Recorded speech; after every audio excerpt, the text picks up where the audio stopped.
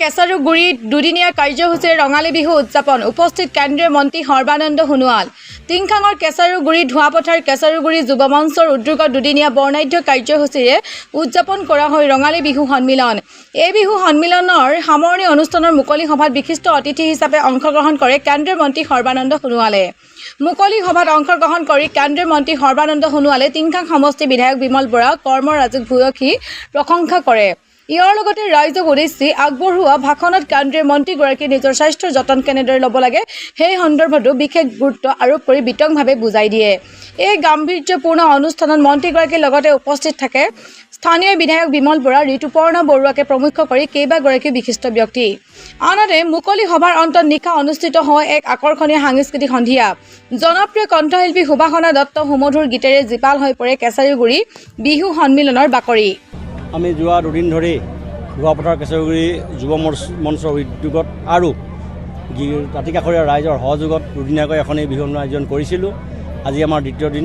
এই দ্বিতীয় দিনত আমি আমাৰ ভাৰত চৰকাৰৰ তথা ডিব্ৰুগড় লোকসভা সমষ্টিৰ সাংসদ মাননীয় সৰ্বানন্দ সোণোৱাল ডাঙৰক আমন্ত্ৰণ জনাইছিলোঁ। আমাৰ ৰাইজৰ আমন্ত্ৰণ ৰক্ষা কৰি তেখেতে আমাৰ এই বিহু মঞ্চখনিত ৰাইজক উদ্দেশ্যি দুআষাৰ ক'লে। এইখিনি কথা শুনি আমি সকলোৱে আপ্লুত হৈছোঁ।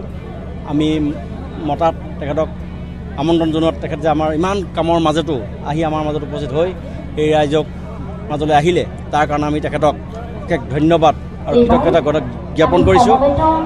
অনাগত আহি থকা দিনবিলাকত তেখেত সুখেৰে থাকক, শান্তিৰে থাকক আৰু অধিকভাৱে ৰাইজৰ হকে কাম কৰি যাবৰ কাৰণে ভগৱানে শক্তি প্ৰদান কৰক। এই বছৰৰ নতুন বছৰৰ বহাগ মাহৰ আজিৰ শেষ দিন আমি সিদ্ধান্ত গ্ৰহণ কৰিলোঁ যে 29 আৰু 30 তাৰিখে দুদিনীয়া কাৰ্যসূচীৰে আমাৰ ইয়াতে এই ৰঙালী বিহু সামৰণি মাৰিম বুলি সিদ্ধান্ত গ্ৰহণ কৰিলোঁ। হয়, তেখেতে কৈছে যে আমি এজন মানুহ সুস্থভাৱে থাকিবলৈ হ'লে, সুস্বাস্থ্য অধিকাৰী হৈ থাকিবলৈ হ'লে কেনেধৰণৰ খাদ্য গ্ৰহণ কৰিব লাগিব, কি কৰিব লাগিব, কি কৰিব নালাগিব, এই সকলোখিনি ৰাইজৰ জ্ঞাতাৰ্থে জনালে। আৰু আমি ভাবোঁ এই ৰাইজে কথাখিনি শুনি কথাখিনিৰ পৰা উপকৃত হ'ব।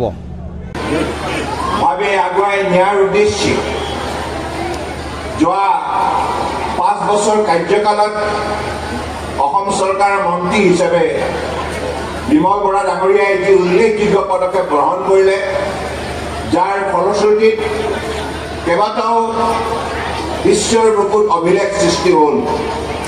ঝুমুৰ, বাগৰুম্বা আৰু বিহু। এগৰাকী জনপ্ৰতিনিধিয়ে সমাজৰ প্ৰতি দায়বদ্ধতাৰে, দায়িত্ব সহকাৰে, নিষ্ঠাৰে ইমানখিনি কাম কৰিব পাৰিব, কিন্তু আজি সময়ত তেওঁ প্ৰমাণ কৰি দেখুৱালে যে দায়িত্ব পায় সেই দায়িত্বটো ৰাইজৰ বৃহত্তৰ স্বাৰ্থত নিষ্ঠাৰে পালন কৰি আজি টিংখাং বিধানসভা সমষ্টিৰ প্ৰতিশ্ৰুতি সলনি কৰি পেলালে। ইয়াৰ বাবে মই সকলো ৰাইজৰ হৈ বিমল বৰা ডাঙৰীয়াক বিশেষভাৱে ধন্যবাদ জনাইছোঁ। আৰু ৰাইজে আপোনালোকে আশীৰ্বাদ দিয়ক, এটা হাত চাপৰিৰে আশীৰ্বাদ দিয়ক। কাৰণ গণতন্ত্ৰত ৰাইজে হৈছে সৰ্বোচ্চ শক্তি আৰু ভোটদাতা ৰাইজে হৈছে আপোনালোকে একোগৰাকী বিচাৰপতি। গতিকে আপোনালোকৰ আদালতে যি নিৰ্ণয় দিব সেই নিৰ্ণয় চূড়ান্ত নিৰ্ণয়। আৰু এইবাৰ বিধানসভা নিৰ্বাচনত আপোনালোকে যিটো ৰায় দিলে, এই ৰায়ে পুনৰবাৰ বিমল বৰা ডাঙৰীয়াক জনপ্ৰতিনিধি হিচাপে ইয়াৰ পৰা মৰ্যাদা সহকাৰে আপোনালোকে জয়যুক্ত কৰাই অসমৰ মানচিত্ৰত এটা সুকীয়া পৰিচয় দাঙি ধৰাৰ বাবে এটা সুবৰ্ণ সুযোগ প্ৰদান কৰিলে। মোৰ দৃঢ় বিশ্বাস, মন্ত্ৰী হিচাপে বিমল বৰা ডাঙৰীয়াই 5 বছৰ কাৰ্যকালত যিমান সফলতাৰে ডক্টৰ হিমন্ত বিশ্ব শৰ্মা ডাঙৰীয়াৰ নেতৃত্বত যি চৰকাৰ চলিল, এই চৰকাৰ দিনত তেখেতে যিখিনি সফলতাৰে কাৰ্যসূচী পালন কৰিলে, ইয়াৰ কাৰণে নিশ্চিতভাৱে আজি অসমত বিমল বৰা ডাঙৰীয়া এটা সুকীয়া পৰিচয় কম সময়ৰ ভিতৰত বুটলিবলৈ সক্ষম হৈছে।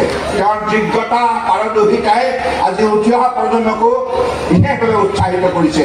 সেইকাৰণে দায়িত্ব পাই দায়িত্বটো নিজৰ স্বাৰ্থত নহয়, ৰাইজৰ স্বাৰ্থ যদি নিষ্ঠাৰে প্ৰয়োগ কৰা হয়, সেই দায়িত্বৰ পৰা হাজাৰ শক্তি নিগৰি ওলাই যায়।